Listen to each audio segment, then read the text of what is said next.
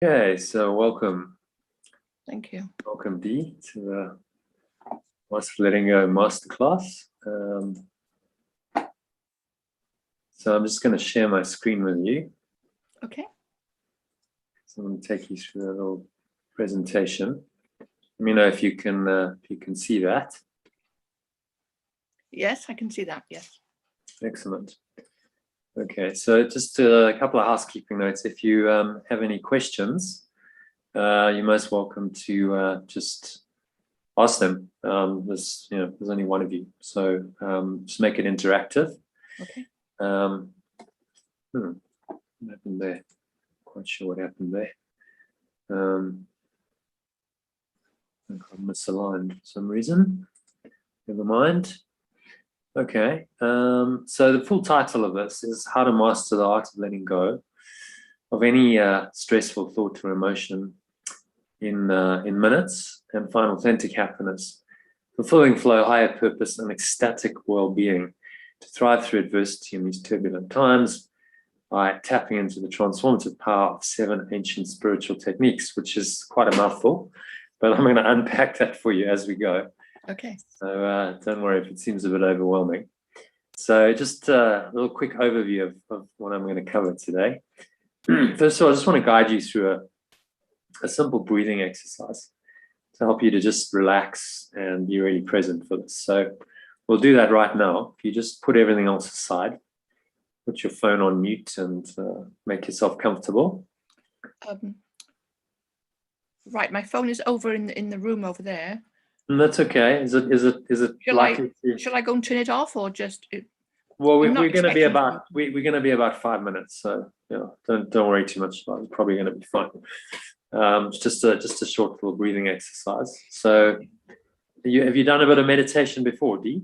I have, yes. Yeah, done. So you're probably familiar with just simple breath watching, but I'm going to just guide you through that. So close your eyes. So then comfortably with your feet shoulder width apart. Back straight, cup your hands in the lap. Close your eyes and start off by taking a nice deep breath in through the nose. You're breathing in. You notice how the stomach rises, the chest rises. Make sure it's in that order, stomach first, then chest. And into the upper chest. That's a maximal inhale breath. And just pause there briefly.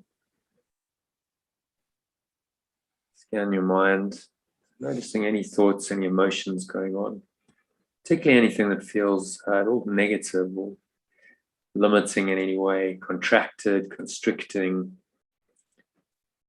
Just observe that thought, that emotion, observe any sensations in the body that show up. You might feel a knot in your stomach, lock in your chest, clenched jaw, clenched fists. At the extreme, dry mouth, sweaty palms, nausea, panic attacks. These can all just come from our thoughts and emotions. So wherever you are, just breathe into that. Take another deep breath in. It's a maximal inhale breath.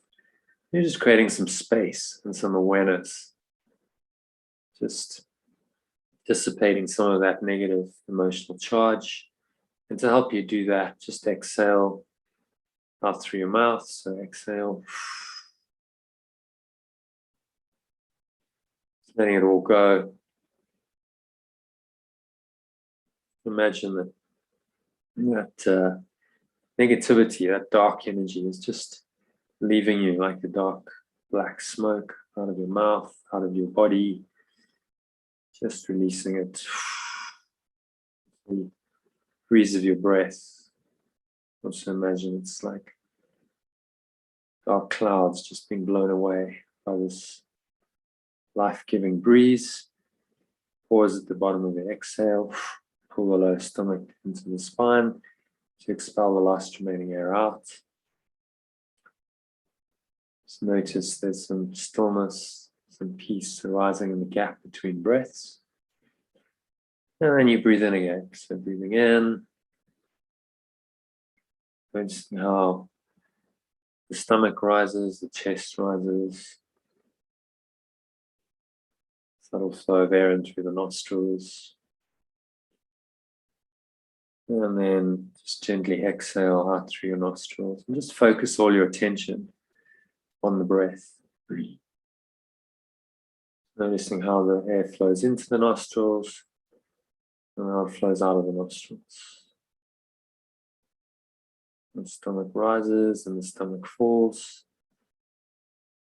Notice the subtle sensation of the breath in the nostrils. And just below your nose, between your nose and your upper lip, you notice the touch of the breath on that very narrow area of skin.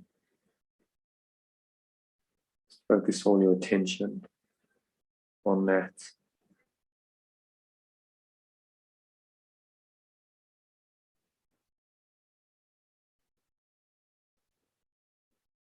Just breathing in and out and getting more and more relaxed with every breath. Just focus your mind for a few breaths just on the breath. Noticing the subtle sensations of the breath flowing in to your nostrils and out of your nostrils. Notice the stomach, the chest rise, and they naturally subside as you exhale. It's just a very deep, rhythmical, and natural pattern. There's no forcing, no stressing, no straining, no striving. You're just present and you just watch the breath. Observe how this amazing life-giving process called breath just happens to you, through you, and for you.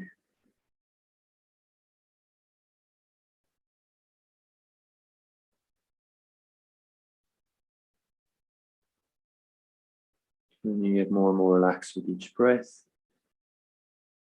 I'll just do this for a minute or so in silence. I'll be quiet and just observe the breath.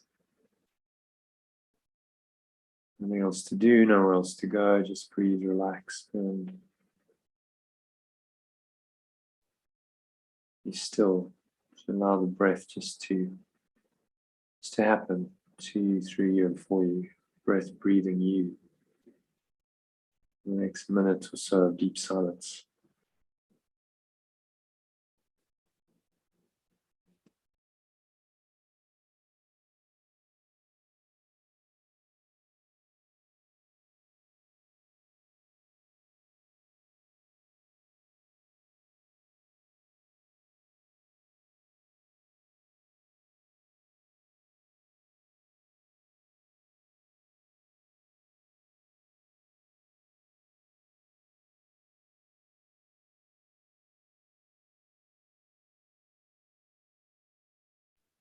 Your mind is tempted to wander, just observe that temptation and let it go. Don't let anything distract you. So whatever sounds, the plane going overhead, you might be able to hear that. Don't let that bother you at all. You just let these distractions go. Imagine you blowing them away with the breeze of your breath. Like dark clouds, they have no power to obscure the eternal blue sky of your true awareness, and you just return your attention to the breath for another few moments of deep silence.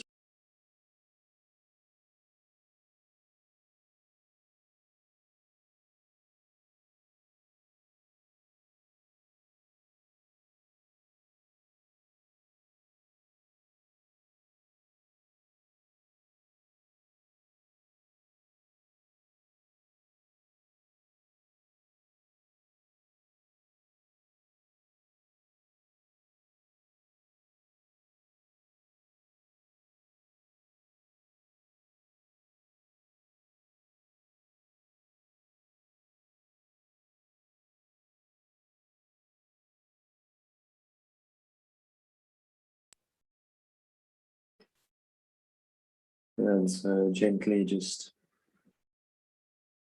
bring your awareness back into the body. Notice the other senses in the body, what you're feeling and touching. There's a subtle smell in your nose as you breathe in, what you're tasting, what you're hearing. Just observe these things very quietly, without any interpretation or judgment. And you're just going to stay connected for the rest of the session. Stay connected to your breath.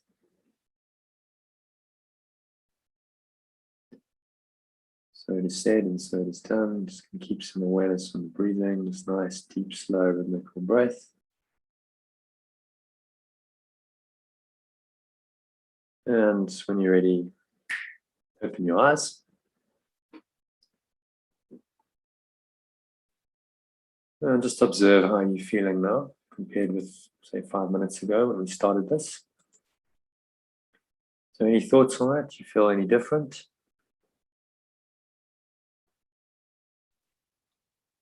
Yes, feels good. Feels nice and relaxed. Yeah.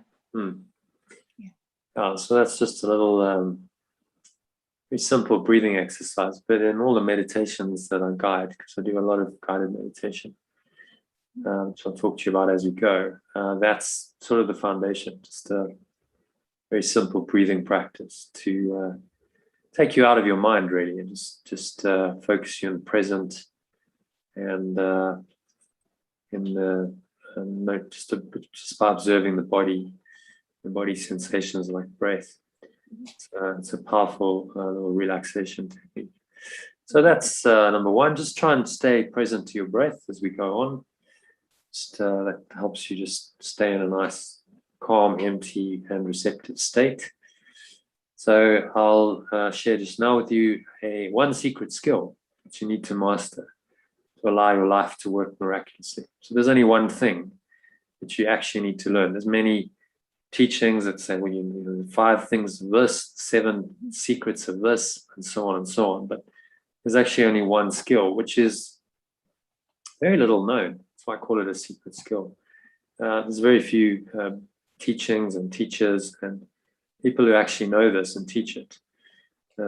So then I'll talk about the life-changing benefits of doing this. There's 4 major ones. And then 7 stress-busting techniques to help you to master it, because the key is, how do you master the secret skill? And it isn't the easiest skill to master. It's probably the hardest one to master. So these techniques can really help you. And then how you can actually integrate practicing these techniques into your daily life. This is where the rubber meets the road. So a lot of people say, well, I'd like to do spiritual practice. I'd like to do things like meditation, but I don't have the time. So the key becomes, well, how do you make the time? And how do you integrate it into your daily life so that you can start experiencing these life-changing benefits consistently? And then we'll have time for some questions. And you said you have to go, but there's a live meditation discussion. Maybe you could just stay for the first 5 or 10 minutes of that, and I'll introduce you to some of the members. Okay. They can give you their take on, they've been doing this for a number of months, and it's really helped them. So you stay until the end, until we finish the masterclass. I'll give you a written worksheet for a powerful 10-step letting go process.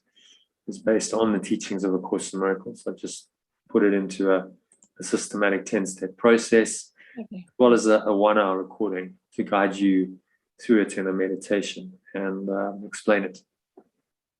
So I'll send those later by email and WhatsApp. If you stay until the very end, so I don't think that's going to be an issue. Okay, so that's a little preparation, introduction done. Just want to ask you a rhetorical question. You don't have to answer this, but just pause and reflect on it. So why are you here today? Well, first of all, it was to join your class of A Course in Miracles. Sure. So sure. I love A Course in Miracles, and I've done quite a bit of it. Although I have to be honest, I've never gone through the whole book. I went to the academy in America for a little while, many years ago. And because I'm moving back over to Wiltshire, and you were one of the nearest contacts, and then you offered me this short course, which I accepted with gratitude. Yeah, so that's all true on one level, but on another, you're looking for something, aren't you? Otherwise, people don't show up to presentations. Yes. Unless there's some kind of something you're looking to learn, to get, whatever that may be. And so for a lot of people, and then some of these may not apply to you, but these are common reasons why people will attend something like this.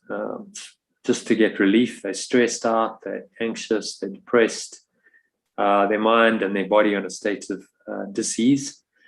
That's a common one. So they're having some challenges, health challenges. So they're looking for better health, more wealth. That's also a common one. Better relationships. That's a very common one. Generally, a better quality of life and lifestyle. These are the seeming reasons, superficial reasons why people will attend something like this. But ultimately, what's everyone really looking for? What are you really looking for? And what's everyone really looking for? Again, just reflect on that a bit. Don't have to answer. I've done for many years. Yeah. Sorry? It's to know my essence, my true essence of God, whatever God is. That true, beautiful energy, that beautiful vibration, that unconditional love. Diamond inside. And if you put that into a word, you could call it happiness. And there's many words for it. You could call it peace, you could call it joy, you can call it happiness. It's a feeling of just feeling really, really good, really okay. You're okay with yourself, you're okay with the world. There's not any negativity going on. I think we all want that. But if you look around at the world, it seems like there's very few people who are actually genuinely happy. It's quite a rare state, something everyone says they want, but very few people actually experience. So the question is, why haven't you found it yet? That's the question. Why haven't you found lasting happiness? And the truth of the matter is, it's because we've all been looking in the wrong place. It's not something to feel guilty about or upset about, but it's just part of the conditioning of our society. We've been conditioned to think that we'll be happy when we have better or more of something outside of us, and we constantly bombarded with these kinds of images. So might be fit, healthy, sexy bodies. Of course, those don't last very long. Sooner or later, we age. The body starts to degrade and decay a bit, and then you're faced with the seeming reality of age. So that's not any kind of sustainable source of happiness. A lot of people are looking for happiness in things, maybe nice cars. But of course, we know cars need insurance, cars break down. Some people want their dream home, a lifestyle that goes with it. Homes burn down, and there's many people who live in these homes who are not really happy. The house itself is not going to make you happy. It's your internal state. Travel, holidays, which if that's been people's thing over the last couple of years, that's going to be a challenge because a lot of that's had to stop. And I'm not saying it's not nice to go on a holiday, and it can't be a great way to relax, but if you see it as a source of some kind of permanent happiness, then of course you're going to be disappointed because the holiday doesn't last, and as we've seen, all these things can just stop. Holidays weren't really feasible very much over the last 18 months. Maybe it's fine dining, special relationship with someone. These are all things that people desire, and they think that this is going to make them happy. Of course, we all know, when special relationships go awry, then it becomes a source of great unhappiness. Probably all had that experience in our lives. So if you look at the research, this is based on much scientific research. A lady called Laurie Santos, who founded a podcast called The Happiness Lab. This is her take on it. So that we often think that we know what will make us happy, but the science shows us that our minds don't always point us in the right direction. We long for fame and money or a beach body or a new car, and we expect these things will make us happier. Just that those expectations are flat out wrong.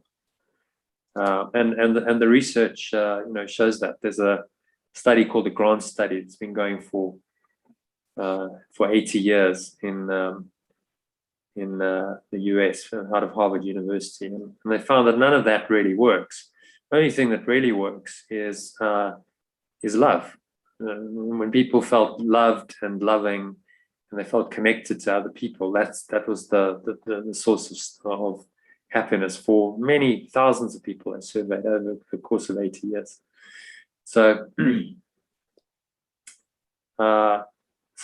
some people may look at, if they're not happy, they may look at solutions like psychotherapy and various treatments. And of course, all of these are really just a form of external searching. What you're really looking for is something outside of you to fix the problem. As Jesus says in A Course in Miracles, all mental illness is some form of external searching. And money is the symbol of that. We use money as a way of paying for things that we think we need externally. So it's a symbol of this external searching, which Jesus is saying is really mental illness. So if you really look at what is the cause of all this unhappiness, we're looking in the wrong place. And this lady, Marisa Peer, who's Britain's leading hypnotherapist, she's been a hypnotherapist to people like Princess Diana, Amy Winehouse, many Hollywood A-listers, and her experience has been that these people actually don't believe that they're good enough deep down. So they're looking for something external to them to fill the hole. And so they feel like they're not enough, and then they seek to make themselves enough by achieving status, power, fame, wealth, and all of that. But when they achieve it, then they're still not fulfilled, and then they've got nowhere to go because they've actually achieved it. And then often they sink into depression, addictions, and so on, because they've done it. They've done the ego's plan, and it just didn't work for them. So all she teaches them to do is to connect with a deeper sense of themselves and being enough as they are, which is really a spiritual process.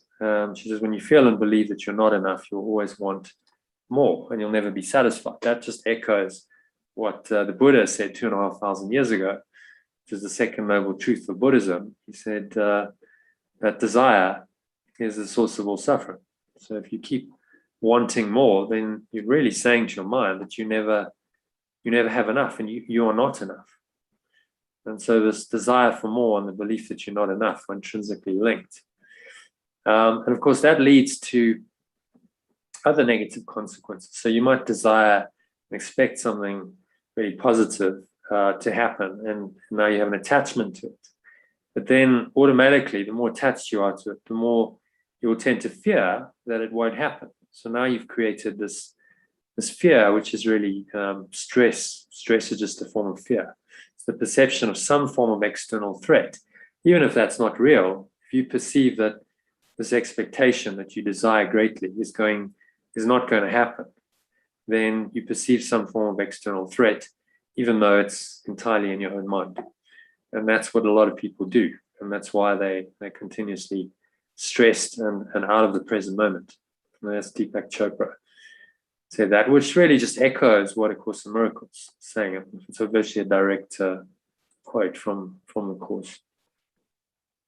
All stress is the perception of some form of external threat, and it's connected to your desire and your expectation. So the more you desire and you expect, the more you fear that your expectation won't be met. Okay, so we've looked at what's not going to bring happiness. What are the causes of unhappiness? What then is the key to happiness? So again, we go to A Course in Miracles. Jesus says mental health is inner peace. It enables you to remain unshaken by lack of love from without, and capable, through your own miracles, of correcting the external conditions which proceed from lack of love in others. So he's telling us this health is and happiness is inner peace. Just to be unshaken by any appearances of lack of love. So if it's in your own mind, if you're perceiving in someone else, you can correct this, capable through your own miracles, correcting the external conditions which proceed from lack of love in others. And this becomes the key to happiness, to look within. So as I mentioned, this study that was conducted at Harvard, it's now over 80 years old, and this is quite a few years old. At that point, they'd spent over $20 million in 75 years of research on thousands and thousands of people on what was the key to happiness. And the research, as he said, summarized in 5 words: happiness is love, full stop. When people felt like they loved those around them and they felt love, then that was the source of some kind of sustainable happiness. Will I pause it? Betty? Sorry, apologize. No problem. That's your mobile going. So happiness is love, full stop. This is what the lead psychiatrist on the study concluded from all of that research, which is internal. Love is an internal matter. It's not anything external.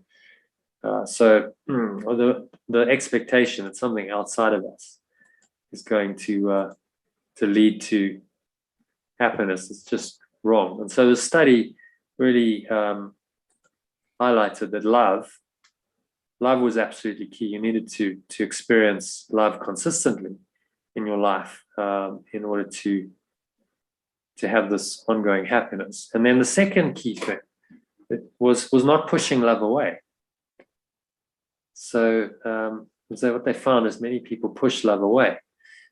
Jesus calls them the blocks to the awareness of love's presence. If you keep pushing love away, then of course you can't have love. And the 2 pillars of happiness simply crumble. They're not there for you. So we look at another quote on happiness. This is one of my favorite ones. From 1885, a little book called The Golden Key to Prosperity and Happiness.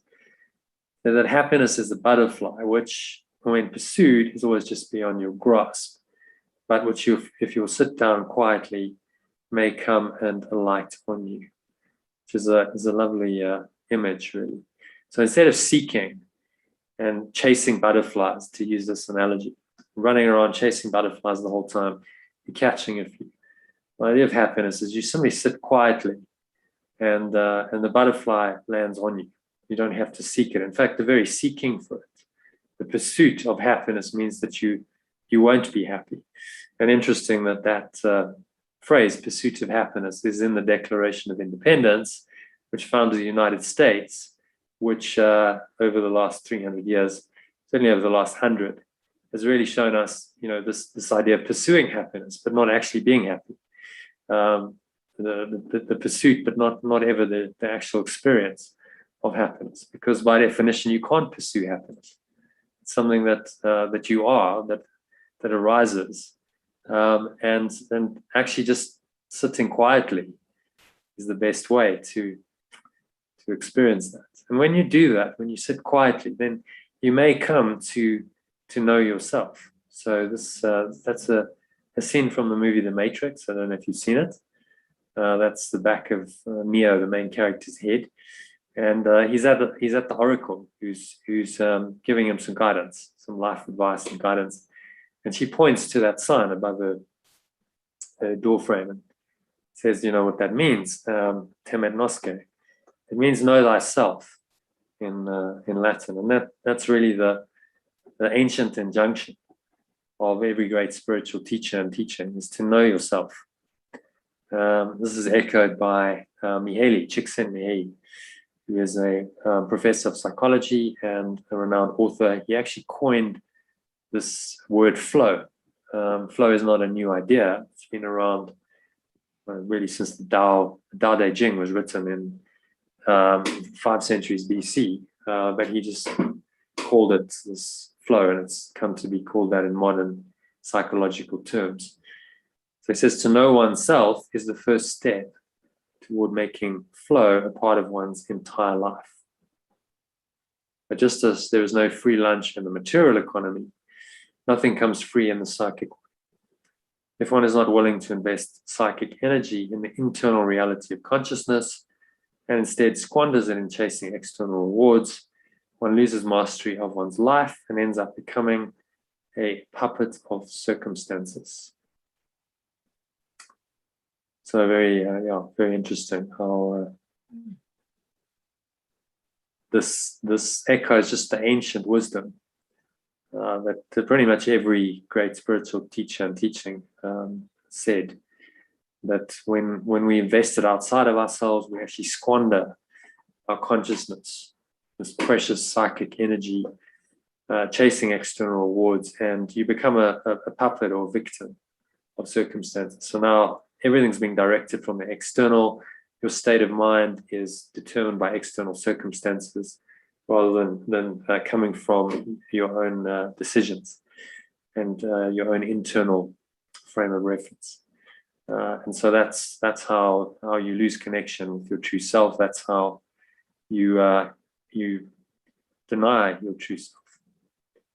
So happiness then often relies just on one character trait, which you could call self-discipline, for want of a better word. Because without the discipline to bring your mind back to a place of centeredness, calmness, to not go chasing after external rewards, to not allow the external world to affect you. That's really the key self-discipline.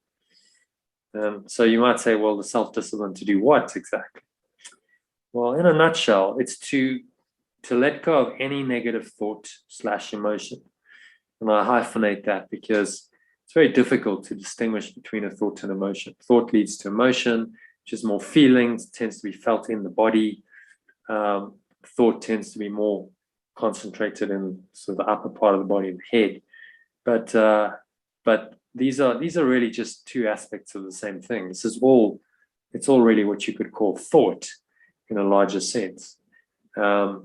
It's just feeling thought and thinking thought, shall we say. So it's to let go of any of that negative thought / emotion as it arises. And that's really in all of my learning, my exploration. I've been on this path a very long time. Since, I guess, the age of 12, I started reading personal growth books. It's led me to the simple conclusion. This is the absolute key. So this is the one essential skill that I promise to share. It's to let go of any negative thought or emotion when it arises. If you can do that, then you can experience authentic happiness, because nothing will get you down. So if you just look at the premises of this, because happiness or unhappiness is always experienced in your own mind, and that is true. Happiness is not an external state. It's an internal state. So it's happening in your own mind. And only your own negative thoughts and feelings can make you unhappy. Something external may trigger those, but it's your negative thoughts and feelings that are making you unhappy. So because those two insights are true, those premises, shall we call them, are true, therefore, learning how to let go of your negative thoughts and emotions must be the key to your happiness. Because it's an inside job, happiness is all in your own mind. Because your negative thoughts and feelings make you unhappy, therefore, the obvious thing is, well, let go of it. Let go of your negative thoughts and emotions in response to whatever seems to have happened. And then you have the key to happiness. Because if you can let go of negativity, then all that's left is happiness. So it's a very simple teaching, which the Course calls forgiveness. I call it letting go. It's really the same thing. And this is absolutely the essential skill. If you can do this, then happiness is yours. If you can't do it, then you'll never be happy, because something was always going to come in and trigger these negative thoughts and feelings, and then you're going to stay in this. So people who are authentically happy and psychologically robust in this world are able to let go. They're able to let go or to forgive their negative thoughts and feelings quite quickly. So this is key benefit number one. Is this authentic happiness? It's not happiness that's temporary based on on some external event or circumstance. It's something that's internal, and there is no, in fact, you could have had something that would seemingly make you unhappy, but you can let it go and you can still find happiness. So it's independent of what's happening to you on the level of form. And the second benefit is what I call fulfilling flow. So this is about being able to let go of negative thoughts and emotions very quickly. So they arise, and in the moment you're acting, you're working in the world. And then very quickly you can just go, I can let this go. I don't have to go into any kind of negative state. Maybe temporarily something arises, but you can literally let it go in seconds. And so you're able to stay calm and poised and really able to enjoy each moment. That's really the key. Calm, poise, and enjoyment of the moment when you let go of negativity. And from that state of feeling calm and poised and actually enjoying the moment, you can take positive and effective action to respond to any situation appropriately. So that's a powerful state to be in. And this really is what A Course in Miracles calls miracles. When you can do this, when you can let go and you can stay calm and poised, and you can take positive, effective action to respond to any situation appropriately, then you're in what we call flow. So that's key benefit number 2. I'm just going to explore a little bit. Just a couple more thoughts on this idea of flow. So it's when we act freely for the sake of the action itself, rather than for ulterior motives. We learn to become more than what we were. So it's this idea of free action, and you're not attached to the outcome. It's not about the ulterior motive, I want this outcome, I want this end result. It's more about just doing the action for the sake of it. So in this picture, this is a father and presumably his daughter, just having a little dance, a little play, and there's no ulterior motive other than just to be happy now and just express that. So that's the idea of flow. And even if we're doing things that are more seemingly goal-directed, so working, we have jobs, working towards things on the level of form, you can still do this. You can still do the action just for the sake of the action. That's the essence of the flow state. And then benefits 3 and 4, they put them together because they're very interconnected. Sense of key to a higher purpose, and what I call ecstatic well-being. So if you follow the logical sequence, if you can let go, then you can find authentic happiness. Authentic happiness is the foundation for flow in every aspect of your life. If you're not happy, you can't stay in flow, can't be in flow. And if you are happy and you're flowing with life, then you can really experience a healthy, meaningful, extraordinary, ordinary life filled with miraculous experiences and results. And that is true success. So then what else is there to do? You can live in that way. It's not about the results, it's about the experience. So if you're healthy, if you find meaning and purpose in your life, there's this really extraordinary ordinary. So your ordinary experiences become quite extraordinary because you're happy and you're in flow in them. And it's filled with these miraculous experiences and results. And that may just be as simple as you think about something, think about a friend, for example, and then they phone you very, very soon after. These kinds of things. Or it could be something more profound. But your life just gets sprinkled with these miraculous experiences and results that flow from the state. Happiness and flow lead to then this healthy, meaningful, extraordinary, ordinary life that is characterized by miraculous experiences and results. That's key benefits 3 and 4. And just to summarize, benefit number 1, the key to authentic happiness, is how to let go of any negative thoughts or emotions. So no matter how challenging the situation, provoking them seems to be. That is actually absolutely the key, and that's really the one thing you need to do. to start this whole process. You need to let go of any negative thoughts or emotions. No matter what, no matter how challenging the situation that seems to be provoking them, seems to be.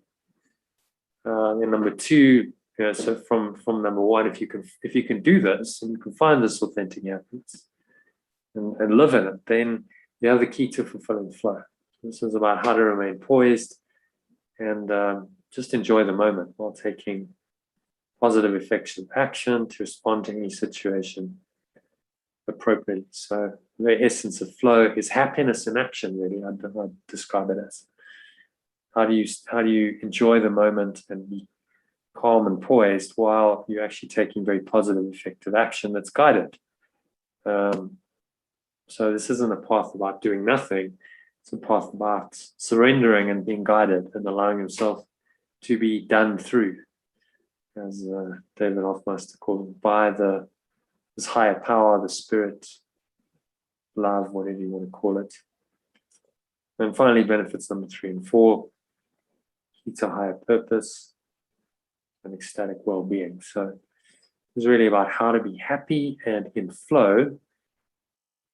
Those are the fundamental prerequisites of it in every aspect of your life, and live a healthy, meaningful, extraordinary, ordinary life filled with miraculous experiences and results. So can you see why letting go is absolutely the critical skill? Starts with that, so you're letting go. Then letting go leads to authentic happiness in any situation, because you can let go of whatever blocks it. Then you have fulfilling flow. So from the foundation of happiness, much more able to flow with whatever's happening in your life, any challenges. You simply let go of them, you restore your mind to that base state of happiness, and then you respond appropriately. You're guided now by another voice, which of course calls the Holy Spirit, into a state of really fulfilling flow. Which is actually very effective. So flow and miracles are really quite synonymous. I use flow and letting go. Jesus used forgiveness and miracles. They really refer to the same thing, just terminology. And so authentic happiness and fulfilling flow leads you to experience a sense of fulfillment, higher purpose, and ecstatic well-being in your life. If you can't do these things, if you can't let go of your negativity, then you can't be happy. It's as simple as that. Your happiness is blocked, and you're feeling fear and anger and hatred and jealousy and conflict and all these things.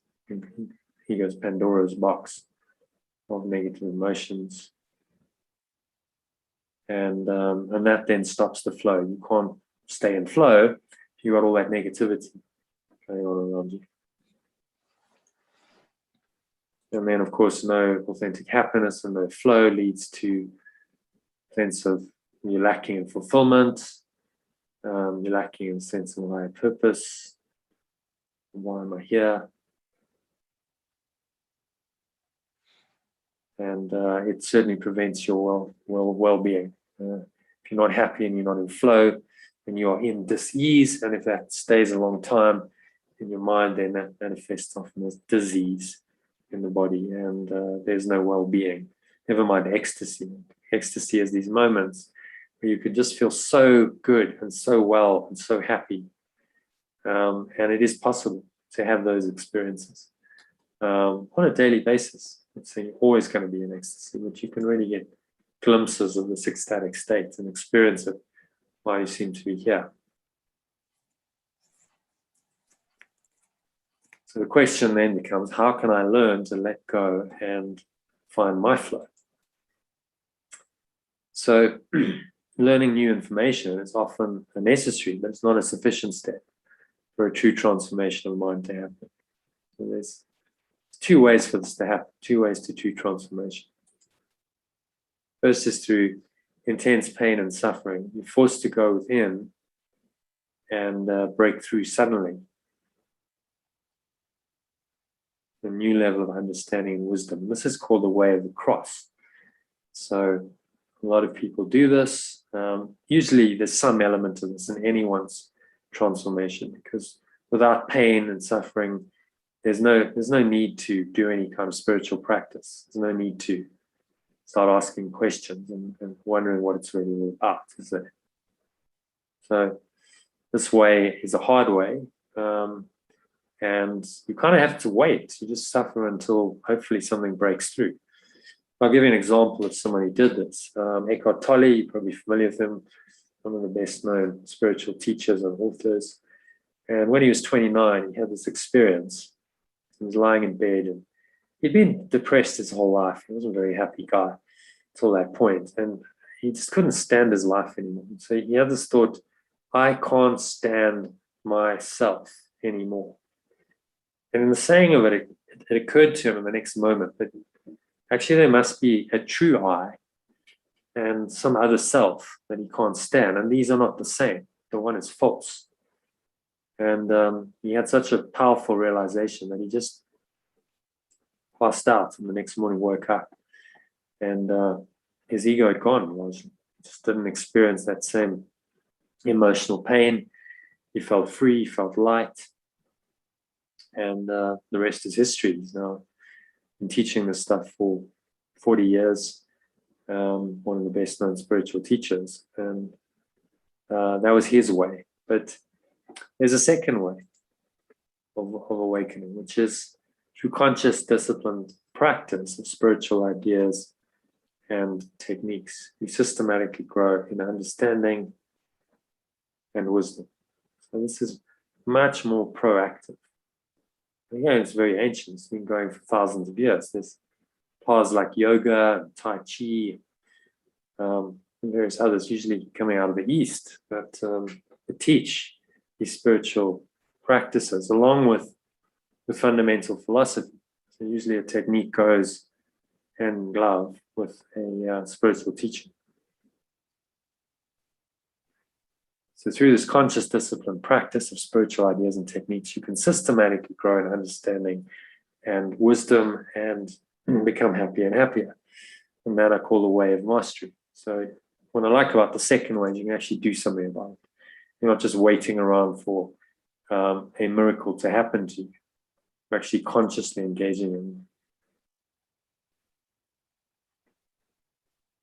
So the principles of transformation through mastery are that understanding and realization can only really happen through personal experience. It's not about theory, a dogma, what anyone else teaches you. It's about your own personal experience that will confirm to you whether these things are true, whether you want to adopt a new belief system or not. It does require your active willingness and disciplined effort. So nothing's for nothing. You've got to put in some time and effort. Doing key spiritual practices regularly is essential. So again, it's about regularity. It's about putting in time.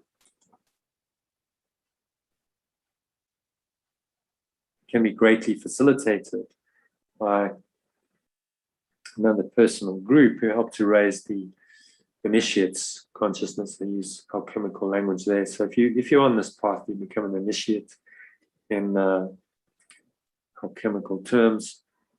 And this all happens by transmission of positive energy and also holding this person accountable. You can transmit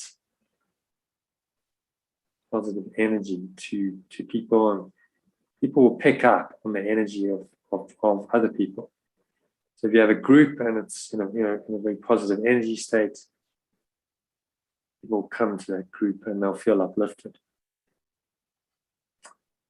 And the second part of this is holding someone accountable. So if there's some kind of accountability, you know that there's live sessions happening, for instance, and that there's going to be other people, that there's other people doing the course, doing the program, you're more likely to do it than if you're just on your own. You go, oh, well, no one's going to be on the live session. There's no live session. And honestly, I don't even necessarily know what to do. Even if I had some kind of spiritual inclination, well, what do I do? So that's why some kind of programs can be very helpful. because you're benefiting from positive energy, and there's some structure to it, and there's some accountability. And that's going to make you do it. You're more likely to do it.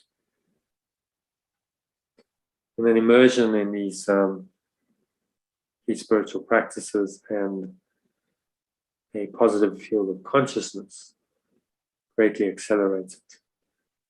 So by doing the practices on your own and in a group, being exposed to this positive field of consciousness, which is non-local, doesn't matter that people are all over the world.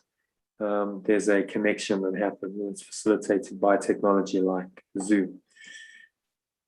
Okay, so I just want to talk about the 7 key spiritual practices. So these are the 7 ancient stress-busting techniques I promised to share with you.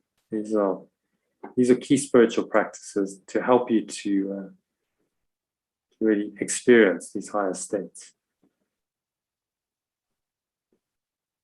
So number 1 is breathwork techniques. So that involves asana, pranayama, and pratyahara. I don't know if you're familiar with yoga, because of the yogic terms. Asana means posture, and a posture can just be a sitting posture. Pranayama means breath control. So we did a little bit of that. We did, in fact, sitting in a posture, and then pranayama, and a little bit of the pratyahara, which is just a withdrawal of the senses from the world. So just by closing your eyes, going within and focusing your attention on the breath, then this pratyahara, withdrawal of the senses from the world, just seems to happen automatically. So the second one is multi-dimensional meditation. So it's everything included in the first one, asana, pranayama, pratyahara, and what's called dharana and dhyana. So dharana is a focused concentration type meditation. So let's say you just focus on your breath. That's dharana. Dhyana is a deeper immersion. It's kind of a deeper dive into your mind. So often dharana leads to dhyana. You can breathe, focus on your breath for a few minutes, and then it just leads the mind into a deeper state of a deep absorption where you're not necessarily consciously thinking. There is a presence there, and there's a great sense of rest. And then number 3 is forgiveness, or what I call letting go.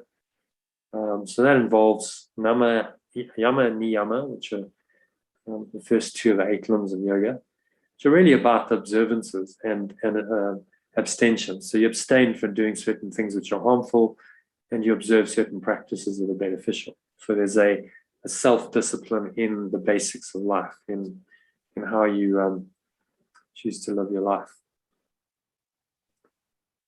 And then the pratyahara again comes in, which is the withdrawal of the senses. So by letting go of your attachment to things, you are withdrawing your attachment to the sense perceptions, and you're going within, which is essential on the spiritual journey. And number 4 is group discussion sessions, which, as I said, you're most welcome to join. We use this medium of Zoom to discuss every day various aspects of teaching, which is reading and listening to spiritual texts. So we do that in the sessions. I guide people through meditations. So it's a multi-dimensional meditation. And that, by the way, just means that there's many things that come into it. It's not necessarily just based on the breath. I use touching, and I use toning, and I use breathing, the light visualization, because different things are going to work for different people. And by giving them access to all of that, they're more likely to find one that works for them, and they focus on that. And that becomes the key to going into a deeper state. That you'd call a mantra, just in different forms. So visual, auditory, kinesthetic, just depending on how someone's paying attention. Because they're going to pay more attention if they're auditory to something that's auditory, that's verbal. And they're going to pay more attention to something that's visual if they're visually oriented. Okay, and then number 6 is fasting abstinence. So that can mean fasting from food. That's one way of doing it, and it's quite a good way. But it also means abstaining from things that are harmful. So substances, alcohol, drugs, overeating, could mean abstaining from things like online shopping, from anything something that's not really healthy in your life. That's what fasting abstinence talks about, and it's really part of this this withdrawal of the senses. Let's actually add that in yama, niyama, and then there's a withdrawal of the senses from the world as well in fasting and abstinence. And then finally, an end-of-day reflection, which incorporates 4 of the limbs of yoga. So there's asana, pranayama, so it's just sitting quietly, breathing, withdrawing the senses. You go within, you close your eyes, and then dharana is just a focused concentration. So you focus on doing a little reflection, going through some questions about your day, and that's just an example of focusing the mind on one thing or one process. And then at the highest level of yoga is this thing called Samadhi, which in English equivalent would be enlightenment. It actually literally means a sameness of perception. It's when you perceive everything as just part of the one mind. Everything is actually the light. That's Samadhi, and that's a state that someone like Jesus attained in his life, where he was able to just stay really connected to this deeper presence in him, source, and he saw that everywhere. So unconditional love is not I as a separate self love you. It's I feel this presence in me of divine love. It's just a loving feeling. And then I recognize that same presence must be in you. And so as I look at you, I recognize, I acknowledge that this is also your essence. And so I see that there's a sameness. We're actually one. That's what unconditional love really is. It's not I, subject, love you as a separate object. And that's not something you can really, it's not a technique, it's a state of mind. So the previous 7 limbs of yoga lead you inexorably to the Samadhi state or the enlightened state. So all of these different practices are really in service of that, to bring you into what's called a super conscious state, where you really just get it and you remember who you really are. But that often takes some time. In fact, time, as Jesus says, the only use for time is so that we can use our time constructively to awaken. I'm just going to give you a quick overview of the Art of Letting Go program. So it's a facilitated 1-year mind and life transformation process. The intention is to completely transform your mind, so how you're thinking, how you're perceiving the world, and therefore your life, because it all starts with your fundamental beliefs, from which come your perception, from which comes your apparent life, and all the things on the level of form, behavior, and so on. So it's a very deep dive into your mind. It's a deep transformation process. It's based on this way of mastery that I mentioned. So it's conscious, discipline, spiritual practices, some of the ideas of yoga, and immersion learning. It incorporates, so immersion learning is really just immersing yourself in something. So you're not just doing half an hour a week, you're doing several hours to really learn this. And you learn more effectively when you do that. And so it incorporates the 7 key spiritual practices I've just been through, as well as the 7 limbs of yoga I've also covered. And these key spiritual practices include live and recorded daily online meditations and discussion sessions in Zoom. There's a whole bunch of transformational exercises we do in the Art of Letting Go course, which first one starts next year. I guide you through those because they really are life-changing. And then you can do solo meditation. So I send you recordings or breath work. Usually the 2 are synonymous. In one recording is breath work, which is more the technique, and meditation, which is more state of mind. But it's really 6 in one and half a dozen in another. Where does breath work begin and meditation stop? It's an interesting question. And then also studying A Course in Miracles.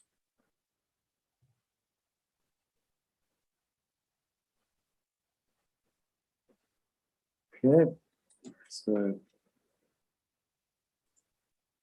carry on. I'll show that again.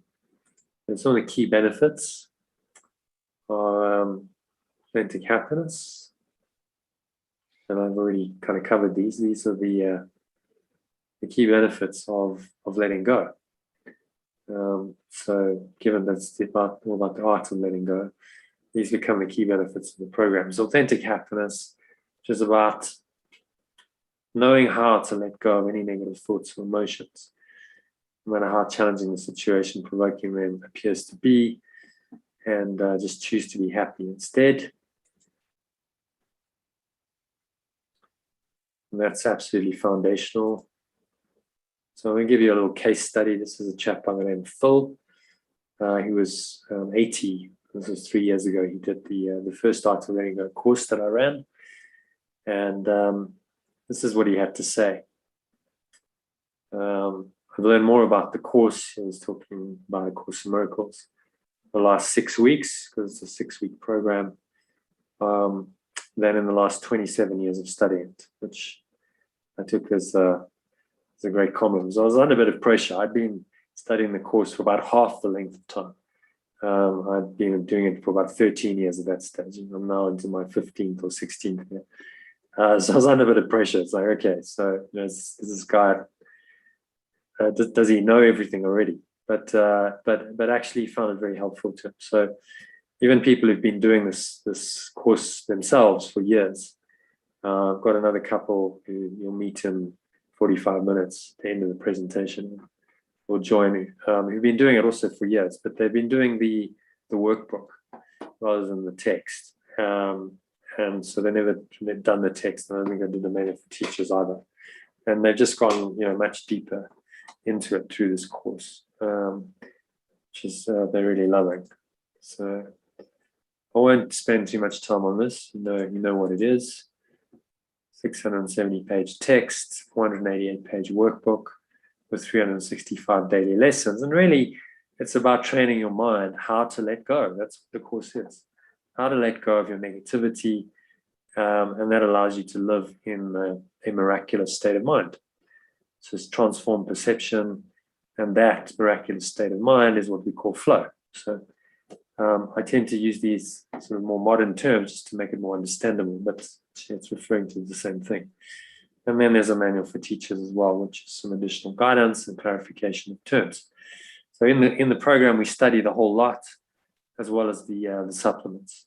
So there's a couple of supplements, the Song of Prayer and the Psychotherapy Purpose, Process and Practice manual, which came later, that have now been incorporated into the latest editions of the course. So we go through the entire course in a year, in a facilitated, guided way. So you probably know how it came.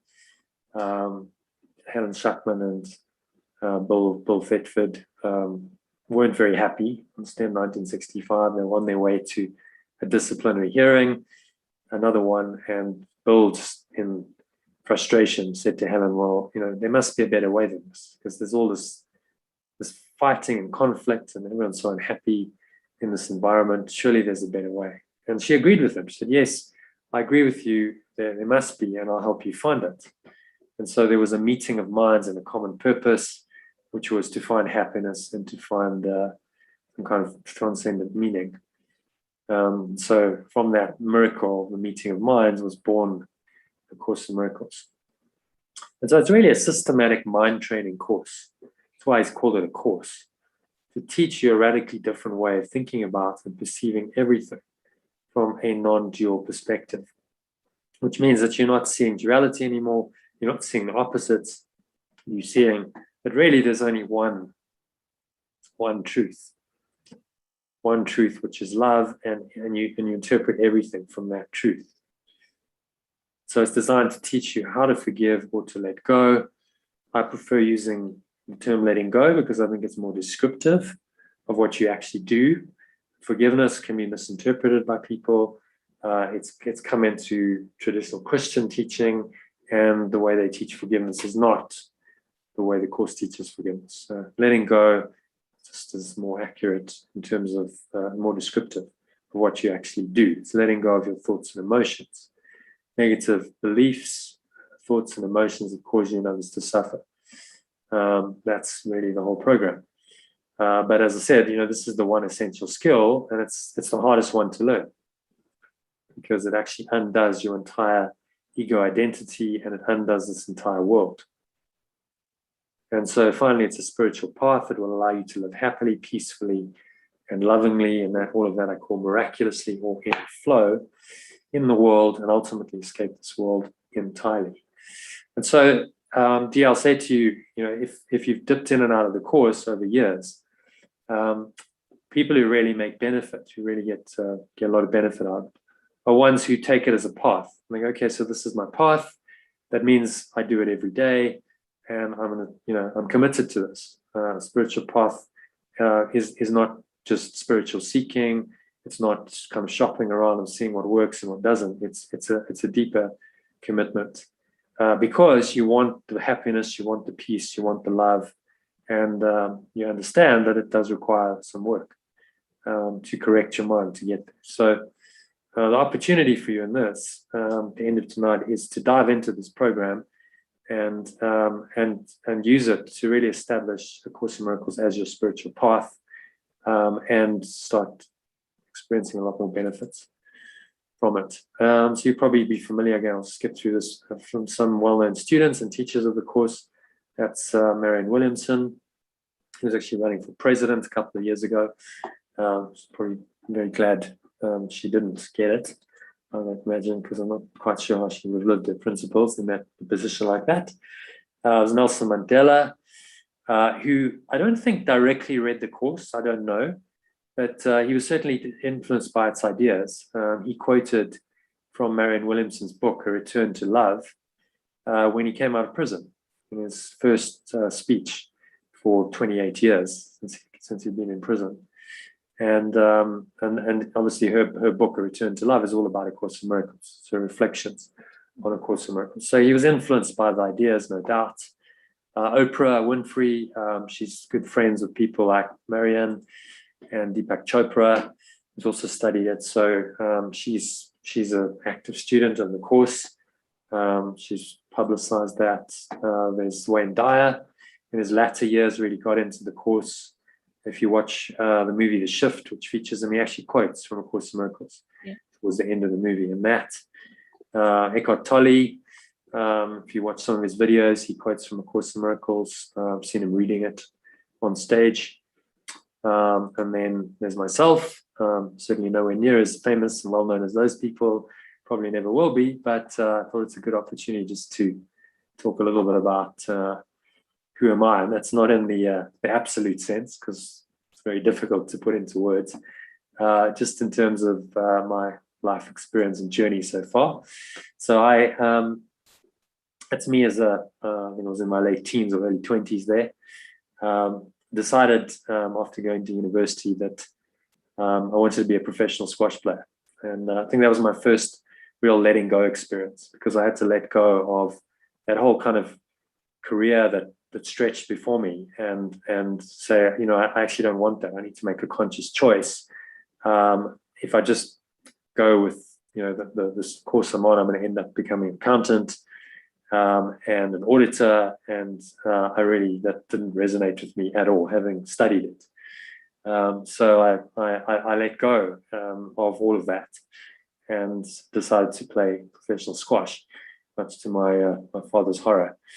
And that was really a life-changing decision. That put my life on a different path, which has led me here. If I hadn't made that decision, my life probably would have looked very differently. So that was my first experience of letting go. And then I had another one with squash.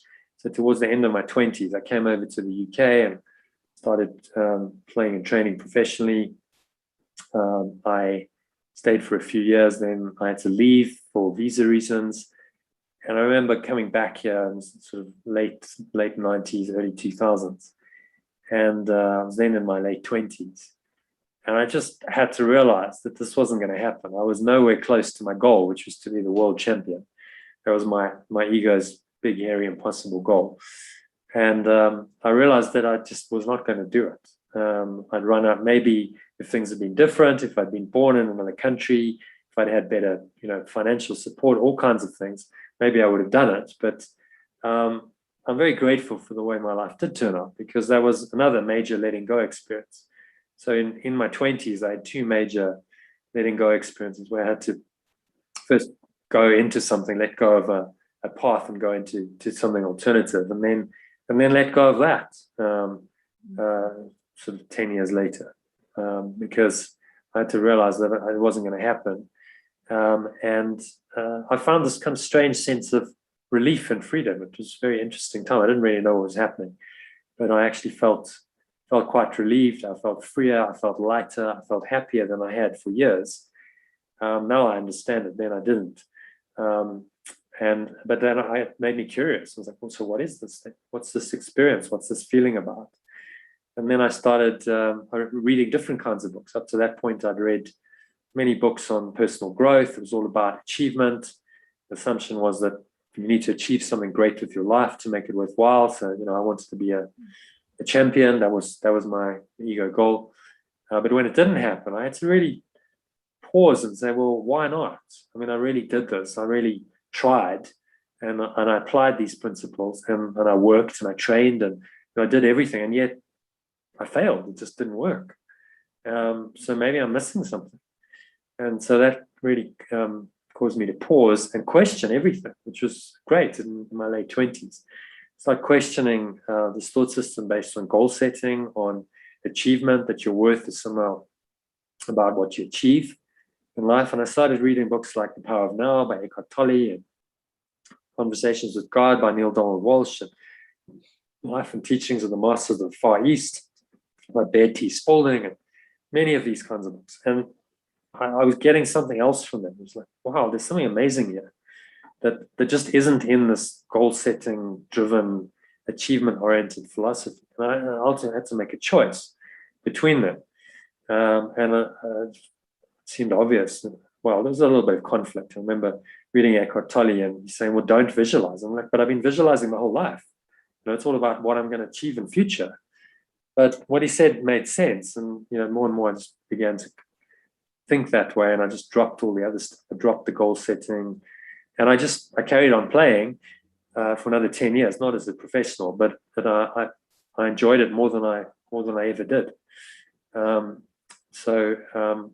I experienced flow in my sport. So I had a lot of these experiences, and then sort of early 2000s, I decided I wanted to teach this. Around 2003, 2004, I know quite a bit now, and I have this desire to teach, and I'm quite good at speaking and teaching. So I started running little workshops, weekend workshops. That's a retreat that we did in Mozambique. We'd swim with dolphins and then do sessions. So I ran a lot of these things for many years. It was almost a decade. And then I got to about 2012, 2013, and something was like, I need to shift something. I need to change. So I went over to the UK to help a friend to raise money. All things. It was a bit of a non sequitur because it wasn't what I was doing, but I did know how to speak to people. I knew how to present. I knew how to get bums on seats. So I'd run these events myself. So he said, come to London and do this.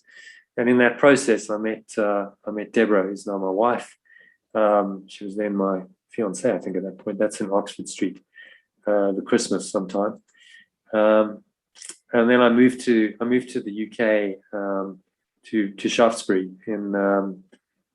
First we went to Shillingstone, which was about 20 minutes away from Shaftesbury. And then a year later, we moved to Shaftesbury in 2016.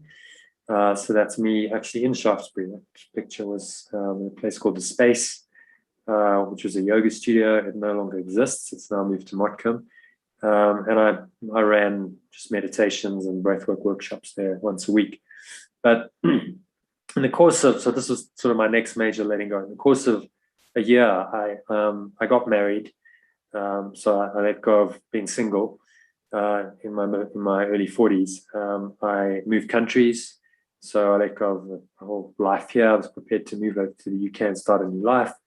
I let go of my career. So all of the personal growth stuff and the spiritual stuff that I've been doing, I really just didn't do very much of that. there, I suddenly needed to earn more income. So I started a corporate finance business and then got into card payment industry. But in about 2019, so it's just over 3 years ago, I sat down and I said, look, I'm really not that happy, actually. I feel like I've kind of lost my way. I don't feel like I'm that fulfilled in what I'm doing. I actually really enjoy teaching and I want to do it.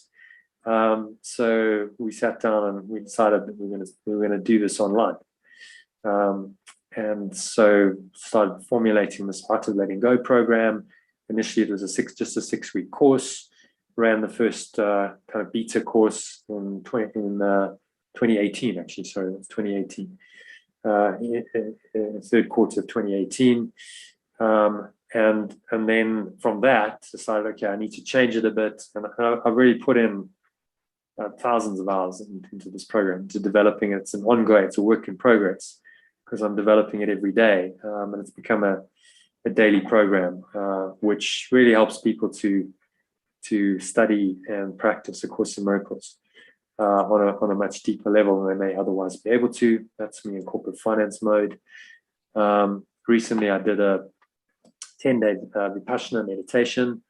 So I'm always open to learning and growing. That's it's a Buddhist meditation technique where you meditate in 10 days in silence for 10 to 12 hours a day. Thought that was something that would grow me, and it certainly did. I had some amazing experiences in that. And who knows what's next? Hopefully I'll be back in the UK, certainly. So that's just a brief history of me and how I come to be doing this. But I've been on this path a very long time, since 12. I was 12 really. And then like the more spiritual side of it started in about 2000, so over 20 years. In 2005, around then, I came across A Course in Miracles. It had been mentioned to me. I did a workshop with a guy who said, oh, what's the true teachings of Jesus? And something he said, just buy the book. And so I did, and I just started reading it on my own, and it really gripped me. So I'm not sure I fully understand this, but there's something here, and I just kind of kept going. When I do things, I do them properly, and I'm still studying it and practicing myself every day, 15 years later. So it's something that really you just go deeper into. It becomes a lifelong practice. It's called deeper levels of significance. So if a spiritual teaching has real depth and authenticity, it's about these deeper levels of significance that arise. So that was a bit of a digression into me, but thought it would be very important to look at A Course in Miracles and just introduce myself. And Phil said that really learning how to forgive truly was the key benefit that he got from the course. So after 27 years of studying, he learned that. And he had a major breakthrough on the last day of the Art of Letting Go course after the holotropic breathing session. So he sent me this email where he just explained in a bit more detail. So I'll just give a brief snapshot of it. So he had some actually really good parents, but for some reason they hadn't quite been good enough. He had some issue that his mother was never quite good enough, and although she was a really brilliant woman, she got straight A's at school, and she got a bursary to go to university. She taught high school English. She did book reviews. She had a weekly column in the main newspaper in the town where they lived, in what was then called Rhodesia. But somehow he wanted her to be something else. He says, God only knows what. And this process, we did the holotropic breathing the night before, and really it was the whole course, just helped him to have a catharsis, as he says, I've highlighted there. And he just broke down, he really cried, and he was able to forgive himself for all of that grievance, really. It was a grievance that he held against his parents his entire life. He said, I've been carrying this baggage or this grievance around all my life at a huge cost. So that was a great letting go experience, cathartic moment that he had after 27 years of studying the course himself, and he hadn't had that. So that's the idea of 6-week concentrated immersion processes. It really can help one to let go on a deeper level. Someone else, also Course in Miracles, group facilitator, did it. So it helped me to see my subconscious patterns. It stopped me from doing things in my life that are good for me, like yoga, meditating, etc. That revelation has been huge. I'm very grateful I did your course. Gave me a great deal to think about. And then this lady said, it makes forgiveness, these letting go processes that I teach, makes forgiveness seem so simple. So that's the happiness. Key benefit number one is happiness. It's really, really bringing about a much greater degree of what I call authentic happiness. Secondly, it's about fulfilling flow in your daily life. So you'll know how to remain poised and enjoy the moment while taking positive, harmonious action to respond to any situation effectively. So that means this is where the rubber meets the road. It means you're able to actually act and be actually do very effective action. So a little case study. This was an experience I had early in my professional squash career. I was just turned professional. I was about 6 months into my career. And I was putting a huge amount of pressure on myself to win. Because in my mind, I was like, well, now, I'm professional and I should be beating anyone who's not a professional because that's just how it is. Although that's not how it works in practice, because it can take years to really improve your game and get to a high level. So putting all this pressure on about outcome on this, as a result, I wasn't playing very well. So I lost to this guy called Dave Jakes. He was he'd been a top player in his time, but he was well past that. He was in his late 30s, I think.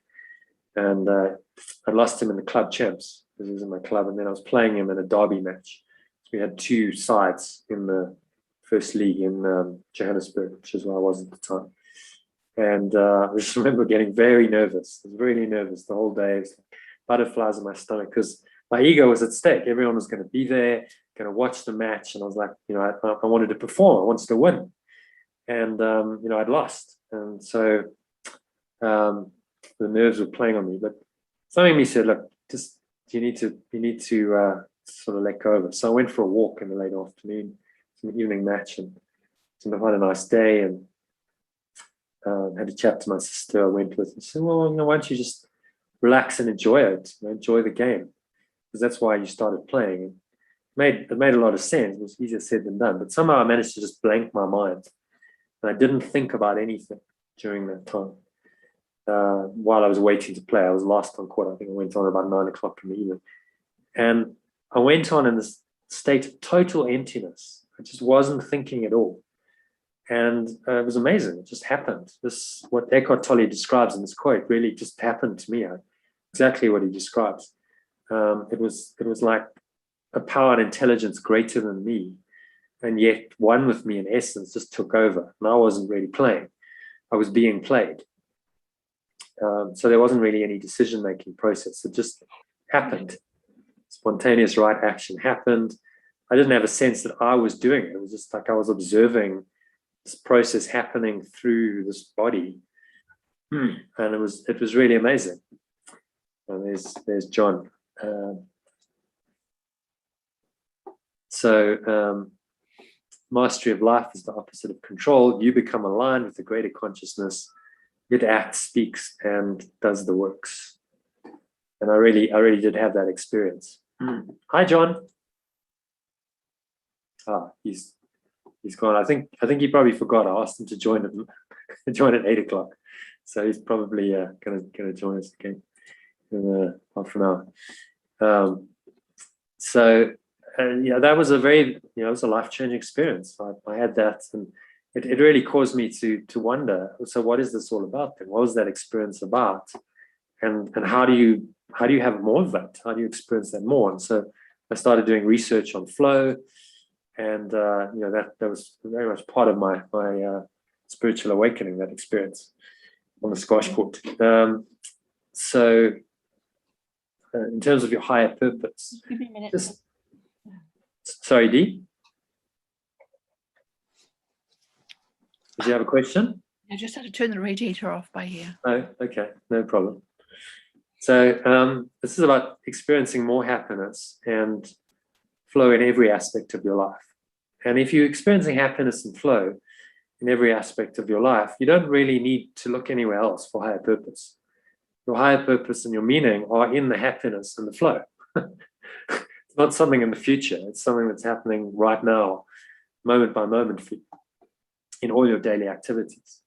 So a lot of people are still looking for some kind of grand purpose outside of themselves somewhere in the future. But this just says, no, it's right here, right now, in your experience of happiness and flow.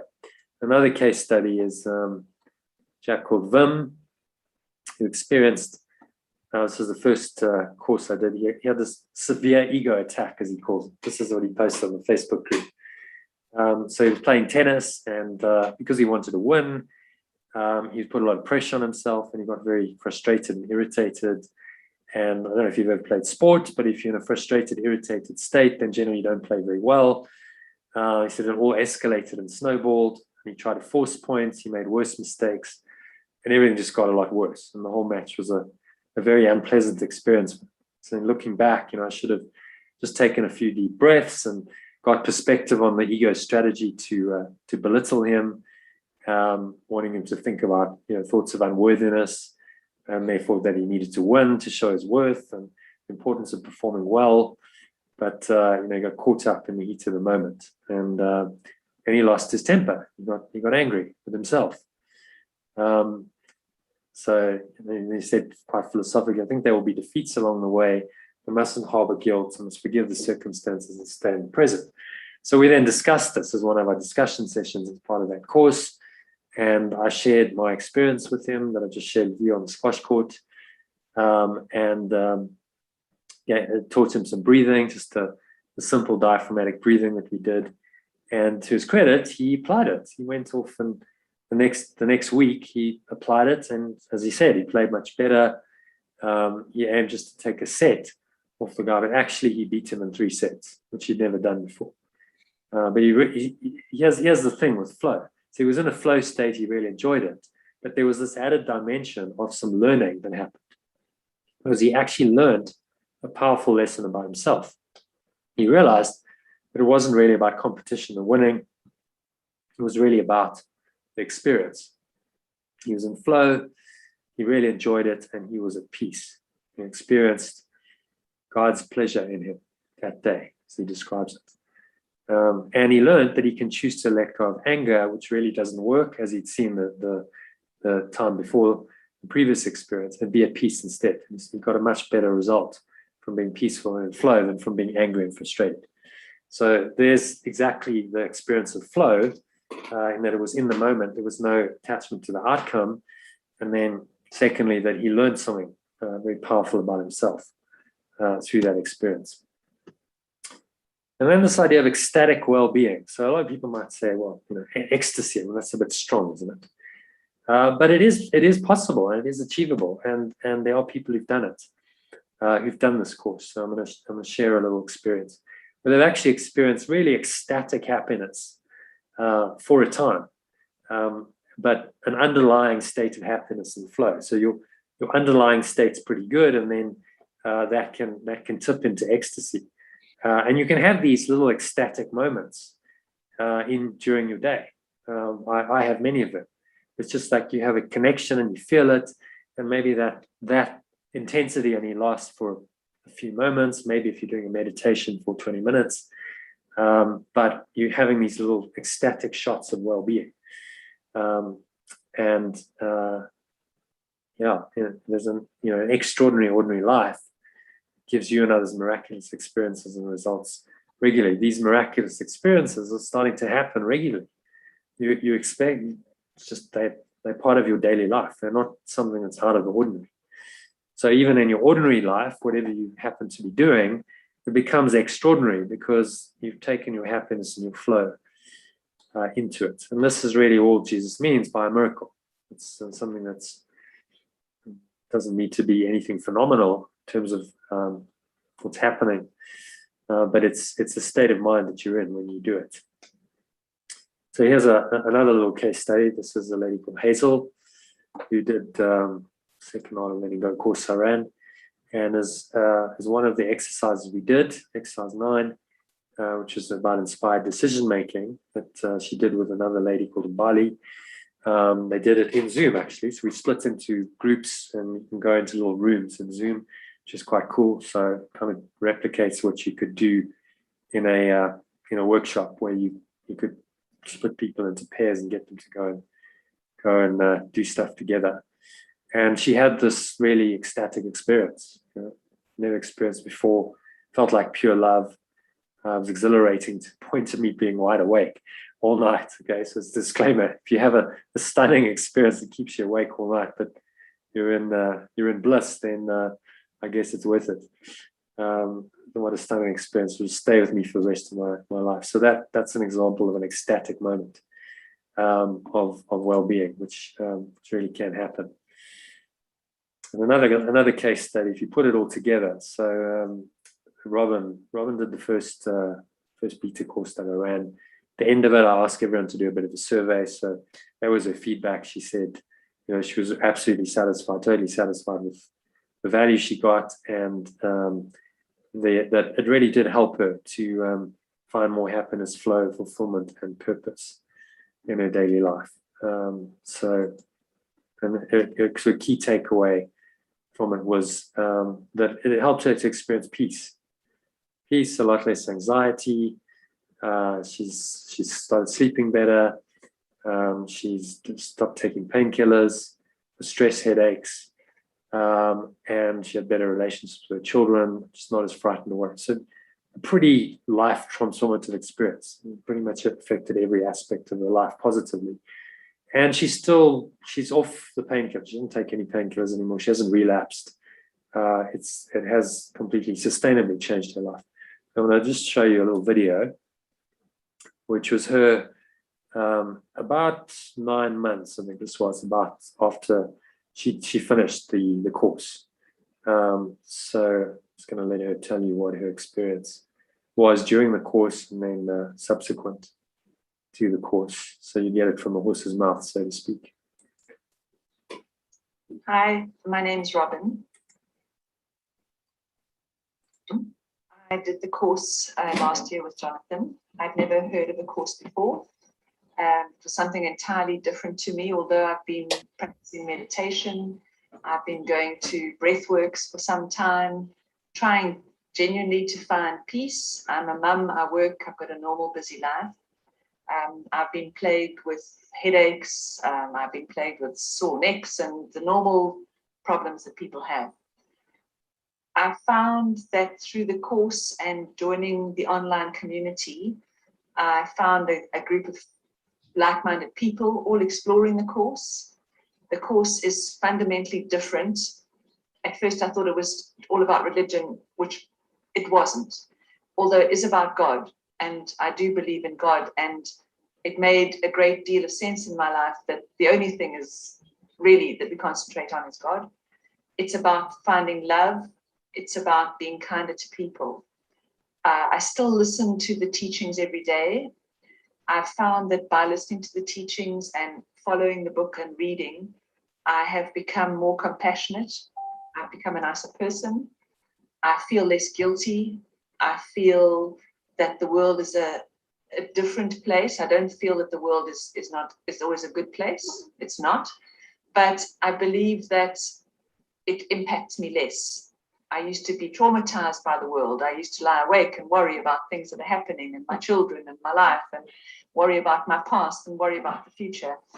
I've found that I've achieved a sense of peace. And if nothing else, I'm really grateful to Jono and the people I met on the course, because that sense of peace has helped me to heal many parts of my life.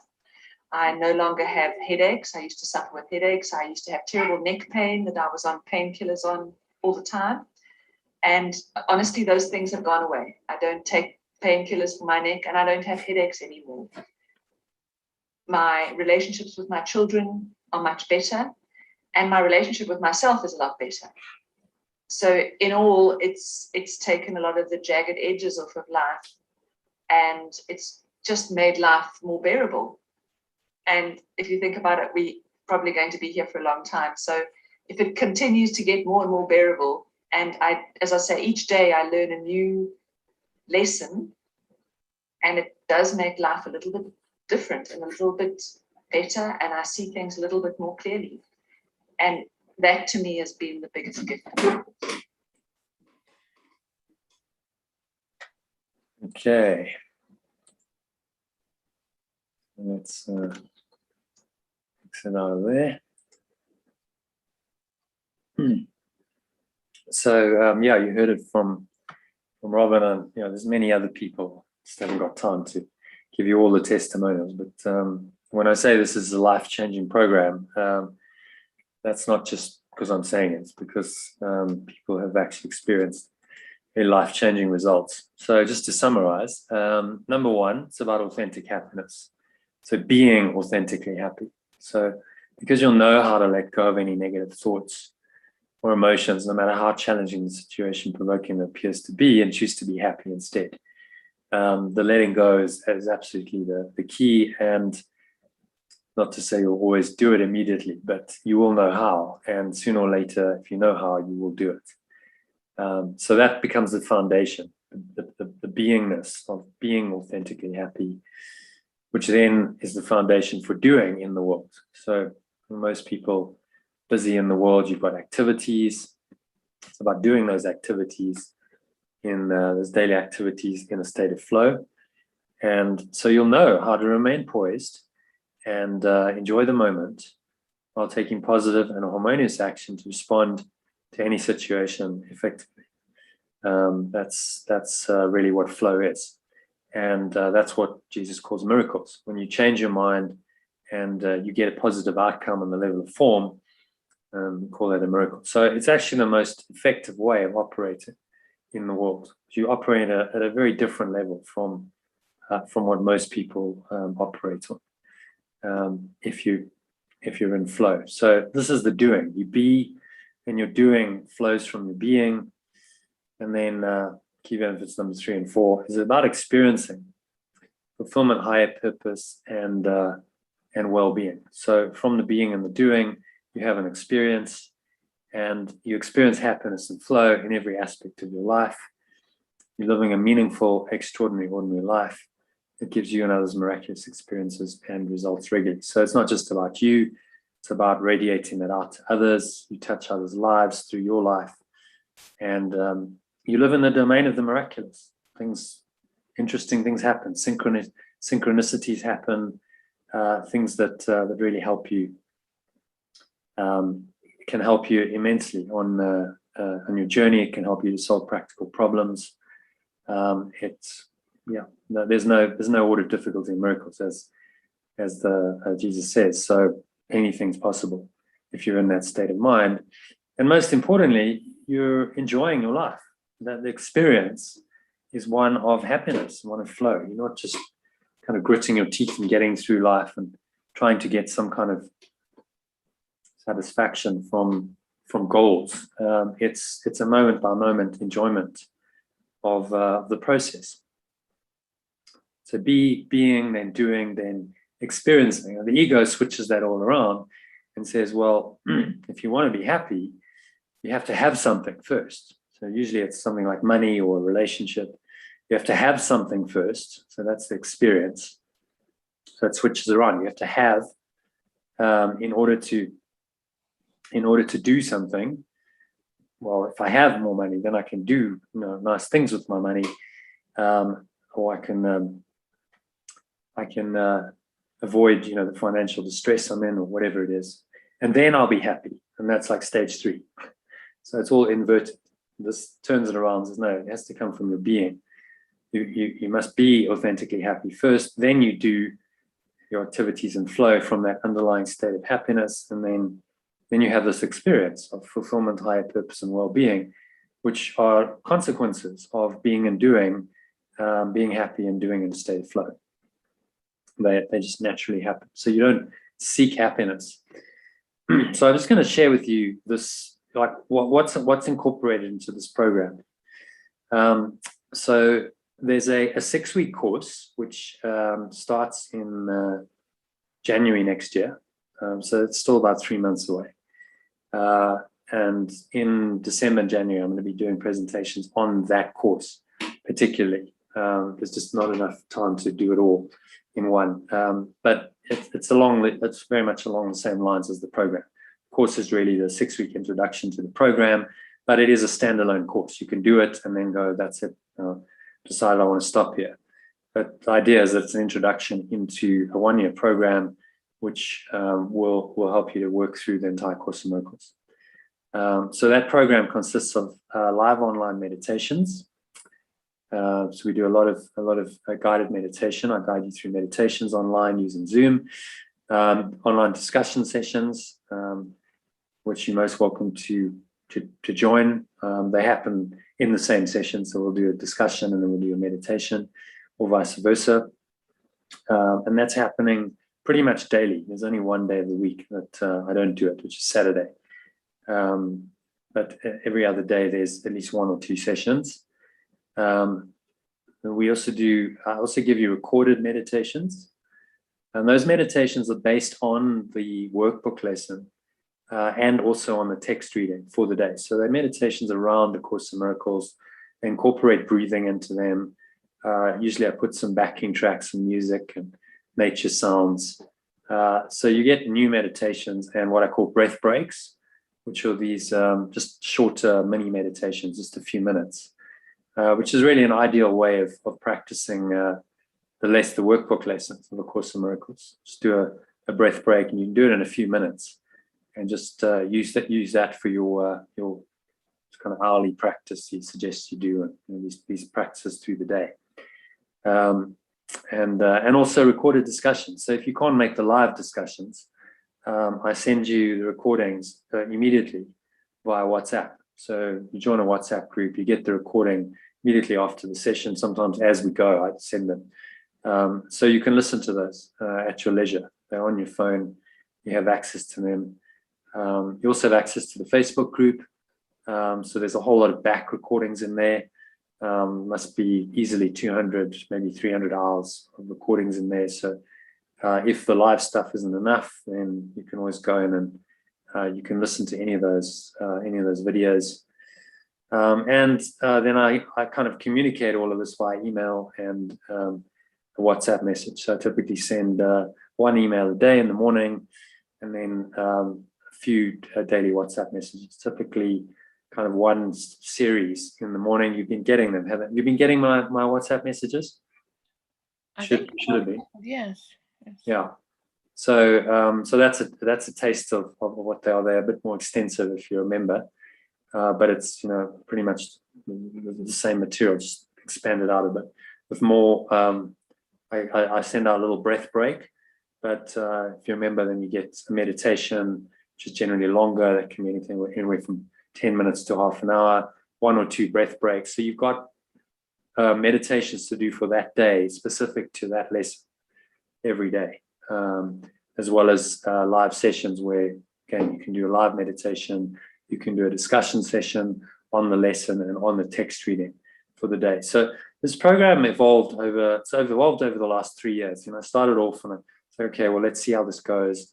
And over the course of 3 years and running a few iterations of it, this structure seems to work best because it allows you to cover the entire Course in Miracles. So not just doing the workbook. When I started with mainly just doing the workbook, but I thought it's a shame to leave out the text. So it covers the text and the workbook. And once we finish the text, then we get into the manual for teachers and then the supplements. And it's pretty much a year's program. You'll know the workbook is 365 lessons. And then to get to all the text and the manual for teachers and the supplements, it takes about a year. If you just break it down, you chunk it down, day by day. So it's a guided, facilitated program where you've got a lot of help, you've got a lot of support, you've got live sessions, you've got an online community. So there's people who join the live sessions you get to know. And it's a study group. It's effectively online, but it's happening every day. So you can join any of the sessions if you're a member. You don't have to join all of them. No one except me does all the sessions. So you don't have to feel obligated to do them. But they're happening and they're available if you want to do them. And if you can't do them, then you remember the WhatsApp group. You get the recordings pretty much immediately. So you can listen to the audio at your leisure. You could be driving, you could be cooking, and you can just, you can listen to the material. So there's several hours of material that come through to you every day that help you to really study this great work called the Course in Miracles. And I try to put a value to it. I mean, it's difficult to, but if I was charging individually for these things, £10 for an online meditation, that's kind of the going rate. £10 for an hour for a live discussion session also. Individually, that's what I'd charge. Don't worry, I'm not going to suggest you pay £13,000. I just wanted to show you that, there's a lot of value in this. I've really put my heart and soul into it over the last 3 years. And there's a lot of very helpful content, which you can use as you choose. So people find their own way of working with this. No one does it all, but it's available to you. So you've got various tools and live sessions and so on that you can choose, and then you do what works for you, and you fit it into your schedule. So overall, you're looking at £13,000. If you did all of this, it's easily £13,000 of value. If I was charging individually, but as I said, that's no one's going to pay that. I understand that, and this isn't really a money-making exercise for me. Honestly, I've got another couple of businesses, so I do this because I really enjoy it. I'm teaching. I'm learning all the time when I'm teaching, so I'm teaching myself, and it's what's most meaningful, I think, to help other people to learn the truth and to find happiness. There's no greater purpose. So try to make it as reasonable as possible, given that there's costs and so on I have to pay as well. So it's £297 for the entire year. You're probably familiar that some weekend courses go for £297. So try to make it very, very affordable. Or you can just chunk that down and do it monthly. So it's £26 a month, or 500 Rand a month, with a 3-week free trial. So if you want to give this a go and this resonates with you, you'd like to jump in, you're most welcome to join either now for 3 weeks, do your 3-week free trial now, or you can do it in January when we start the course. It's up to you. You may want to defer this and say, let me do this in January when we start. So then we start from day one, lesson one. We start the moment we kind of in midway through the whole process. But if you want to try it now and see if the format works and see how this works for you, you're most welcome to jump in on a 3-week free trial, and I'll add you to the WhatsApp group. You can join any of the live sessions. You'll join another WhatsApp, another WhatsApp group. You'll get emails every day, and you can get a sense of what this program involves, and if this is going to work for you or not. And if not, after 3 weeks, that's absolutely fine. There's no hard feelings. It doesn't cost me anything to give you a 3-week free trial. So I'm sending out the material anyway, and I'm doing the sessions anyway. So there's no obligation. Thank you, Jonathan. Thank you for going through all that with me. And because I have been doing it on and off, and also doing many other things in my life, as well as shadow work, which I've been doing now. So I've done a lot of what you've been talking about. And I do actually do a lot of forgiveness work. I have done. I did some work with Colin Tippin. The book Radical Forgiveness. Yes, yeah, I've met Colin. I've done a lot of the things that you've been talking about. So at the moment, I'll just pull back and I'll just give it a thought. All right? Yeah, for sure. No pressure. Just to let you know the dates and times. So Sunday the 23rd of January to Sunday the 6th of March. So it's a 43-day process. Is the course. So that starts off from day one, lesson one. We start working through both the workbook and the text, and that's the introduction to really the whole year's program. So you could start in January. You can start now. In terms of the ongoing program, what happens daily is Monday to Friday. we do a live session in the afternoons at 12:30 UK time. And then on Sundays, Tuesdays, and Thursdays, there's a session in the evening from 8 p.m. UK time. So you can join any of those sessions, whatever works for you. We'll do the workbook lesson and a meditation in the afternoon. If there's an evening session, then we'll do, in the evening we focus on the text. So we read the text for that day. So as I said, it's just one section of the text and one workbook lesson every day. If there's not an evening session, then we do the text in the afternoon session. So the afternoon session will be a bit longer, but there's many hours that comes to something like 20 hours a week that you can do if you want to, which is direct studying of the Course in Miracles, to just help you to get into it, I guess, get into it in more detail. I think I'll just think about it for a moment, if that's all right. Yeah, sure. There's no pressure. I won't join the session now because I'm a little tired now from listening for 2 hours. Yes. You said you had to Zoom call. You said you had to go somewhere else. So if you'd like to join any of the sessions and follow up, we're doing a session on Friday, 2 sessions tomorrow. So Friday 12:30 tomorrow, and there'll be another one at 7:30. And then on Sunday, we'll be doing a session in the evening. Okay, all right. At 8 p.m. So all right.